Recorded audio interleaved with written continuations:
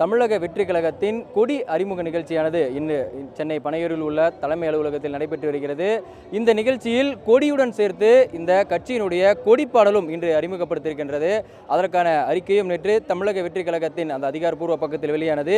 இந்நிலையில் இந்த கொடி அறிமுகப்படுத்தக்கூடிய இந்த நிகழ்ச்சிக்காக சுமார் 300க்கும் மேற்பட்ட இந்த மாவட்ட நிர்வாகிகள் மற்றும் மாவட்ட செயலாளர்கள், அணி பொறுப்பாளர்கள் என ஒவ்வொருவருமே அவருடைய அடையாள அட்டையை பரிசோதித்து இந்த நிகழ்ச்சி அரங்குக்குள்ளே அனுமதிக்கப்பட்டு வருகின்றனர். இந்நிலையில் இந்த நிகழ்ச்சி அரங்கிற்காக கல்வி விருதிற்கு ஏற்பாடு செய்யப்பட்ட சுமார் 30க்கும் மேற்பட்ட பவுன்சர்கள் இந்த நிகழ்ச்சி அரங்கிற்காக பாதுகாவதற்காக ஏற்பாடு செய்யப்பட்டுள்ளனர். இந்நிலையில் அதே போன்று நிகழ்ச்சி அரங்கிற்குள்ளே அமர வைக்கப்படும் ஒவ்வொரு நிர்வாகிகளும் தீவிர பரிசோதனைக்கு பின்பே, அதாவது அவர்களுக்கு நிகழ்ச்சி சார்பில் ஏற்பாடு செய்யப்பட்டுள்ள அந்த அடையாள அட்டையை பரிசோதித்த பின்பு மாவட்ட செயலாளர்கள் மற்றும் அணித்தலைவர்கள் என ஒவ்வொருவருமே உள்ளே அனுமதிக்கப்பட்டு வருகின்றனர்.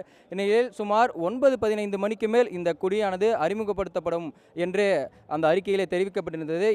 இந்நிலையில் காலை 10 மணி அளவில் இந்த கொடியானது அறிமுகப்படுத்தப்படும் என்றும், கொடியானது நடிகர் விஜய் அவர்களால் இங்கே அமைக்கப்பட்டுள்ள அந்த கொடிக்கம்பத்தால் ஏற்றப்படும் என்று தெரிவிக்கப்படுகிறது. இந்நிலையில் 2 வண்ணங்கள் இந்த கொடியிலே இடம்பெற்றிருக்கும் என்றும் எதிர்பார்க்கப்படுகிறது.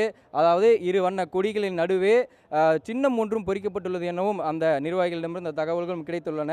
இந்நிலையில் நடிகர் விஜய் அவர்கள் தன்னுடைய 69வது படத்தை கடைசி படமாக நடிக்க முடிவெடுத்துள்ள நிலையில் அந்த திரைப்படத்தை முடித்துவிட்டு முழு நேர அரசியல்வாதியாக செயல்பட உள்ளதாகவும், அதன் முதற்கட்டமாக தமிழ்நாட்டில் உள்ள முக்கிய இடங்களில் மாநாடுகள் நடத்துவதற்கான அந்த இடங்களையும் தேர்வு செய்து வருகின்றார். இந்நிலையில் அதன் ஒரு பகுதியாக அடுத்த மாதம் செப்டம்பர் மாதம் தன்னுடைய கட்சியின் சார்பில் முதல் பொது மாநாடு நடத்த திட்டமிட்டுள்ள நடிகர் விஜய் அவர்கள் அதற்கு முன்பாக தன்னுடைய அந்த கட்சியின் கொடியை முன்கூட்டியே அறிவிக்கப்பட வேண்டும் என்பதற்காக தற்போது இந்த 1 மாத காலத்திற்கு முன்பாகவே தன்னுடைய அந்த கட்சியின் கொடியை அறிமுகப்படுத்துவதற்காக அந்த திட்டமிட்டுள்ளார். இந்நிலையில் இந்த கட்சி கொடியை அறிமுகம் செய்வதற்காக தமிழ்நாட்டில் உள்ள சில முக்கிய இடங்களை தேர்வு செய்துள்ள நடிகர் விஜய் அவர்கள் அந்த சூழ்நிலைகள் ஏதுவாக அமையாத காரணத்தினால் தன்னுடைய அந்த கட்சி அலுவலகத்திலேயே நிர்வாகிகள் முன்னிலையிலே இந்த கொடியை அறிமுகம் செய்ய வேண்டும் என்ற காரணத்தினால் சென்னை பனையூரில் உள்ள தன்னுடைய அந்த கட்சியினுடைய தலைமை அலுவலகத்திலேயே இந்த கொடியை அறிமுகம் செய்யக்கூடிய அந்த நிகழ்ச்சியையும் ஏற்பாடு செய்திருக்கின்றார். இந்நிலையில் இந்த கொடி அறிமுகம் செய்யக்கூடிய அந்த நிகழ்ச்சியின் போது தன்னுடைய அந்த கட்சியினுடைய கொடிக்கான அந்த பாடலையும் இன்று அறிமுகம் செய்ய இருக்கின்றார் நடிகர் விஜய் அவர்கள்.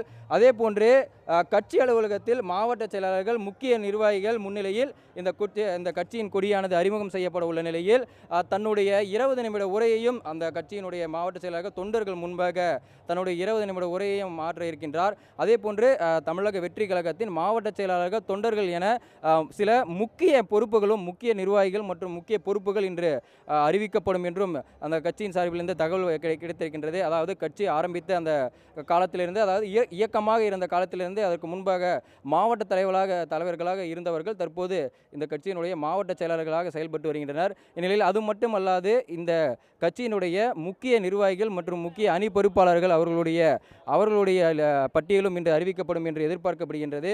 இதன் ஒரு பகுதியாக இன்று காலை 9:15 மணிக்கு மேல் இந்த நிகழ்ச்சியானது அரங்கேற்றப்படும் என்று எதிர்பார்க்கப்படுகிறது.